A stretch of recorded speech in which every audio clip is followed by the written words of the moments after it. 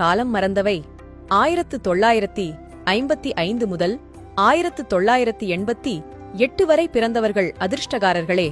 1955 முதல் 1988 வரை பிறந்த நம்மை போன்றவர்களை இந்த கால குழந்தைகள் அல்லது இந்த ஜெனரேஷன் மக்கள் நம்மை பற்றி என்ன நினைத்தாலும் கேலி செய்தாலும் நாம் மிக மிக அதிர்ஷ்டகாரர்களே.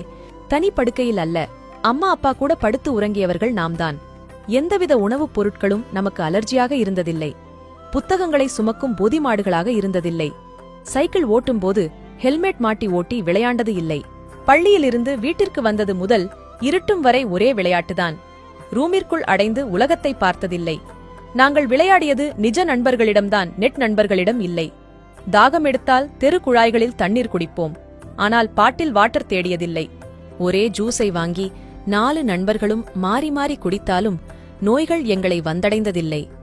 அதிக அளவு இனிப்பு பண்டங்களையும் தட்டு நிறைய சாதமும் சாப்பிட்டு வந்த போதிலும் ஓவர் குண்டாக இருந்ததில்லை. காலில் ஏதும் அணியாமல் நாள் முழுவதும் சுற்றி வந்தாலும் காலுக்கு ஏதும் நேர்ந்ததில்லை.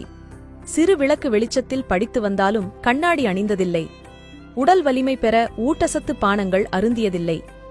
மிஞ்சிய சாதத்தில் ஊற்றி வைத்த நீரைச் சாப்பிட்டே உடல் வலிமை பெற்றவர்கள். எங்களுக்கு வேண்டிய விளையாட்டுப் பொருட்களை நாங்களே உருவாக்கி விளையாடி மகிழ்வோம். எங்கள் பெற்றோர்கள் பணவசதி மிக்க லட்சாதிபதிகள் அல்ல.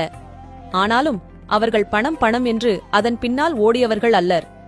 அவர்கள் தேடியதும் கொடுத்ததும் அன்பை மட்டுமே, பொருட்களை அல்ல. அவர்கள் தொடர்பு கொள்ளும் அருகாமையில்தான் நாங்கள் இருந்து வந்தோம்.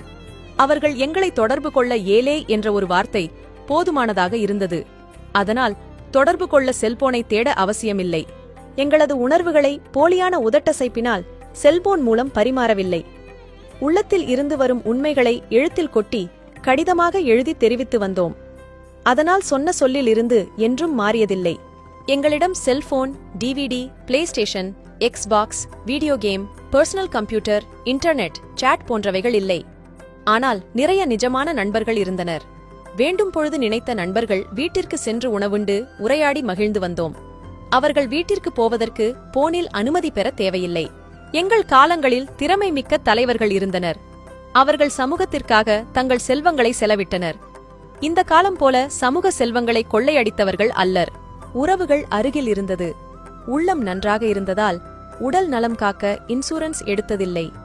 இந்த மாதிரி காலகட்டத்தில் பிறந்து வளர்ந்து வந்த நாங்கள் அதிர்ஷ்டசாலிகளா இல்லையா என்பதை இப்ப சொல்லுங்கள். அனைவருக்கும் பகிருங்கள்.